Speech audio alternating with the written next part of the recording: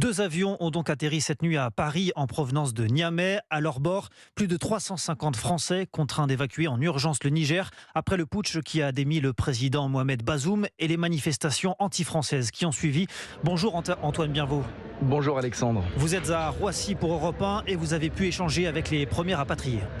Oui, ces premiers ressortissants français qui sont arrivés dans deux avions, le premier en pleine nuit et le deuxième tôt ce matin, à la sortie évidemment de l'émotion et de la joie de revenir sur le sol français. Beaucoup d'entre eux ont eu peur ces derniers jours à Niamey lors des émeutes anti-françaises.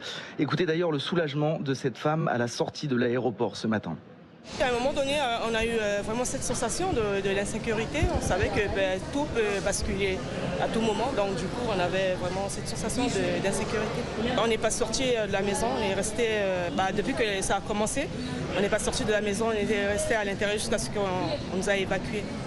Voilà le soulagement donc pour cette passagère et d'autres vont la suivre dans la journée puisqu'au moins un autre vol en provenance de Niamey doit atterrir ici à Roissy. Cet avion, il était prévu à 9h mais devrait finalement se poser dans l'après-midi. Un quatrième avion pourrait également décoller du Niger selon les autorités. À noter que tous ces vols transportent évidemment des Français mais également des ressortissants étrangers qui s'étaient inscrits sur les listes de l'ambassade de France en cas d'éventuelle évacuation. Les rapatriements devraient donc être terminés dès ce soir. Un retour express comme l'avaient souhaité les autorités françaises. Merci Antoine. Antoine Bienvaux donc en direct de l'aéroport de Roissy.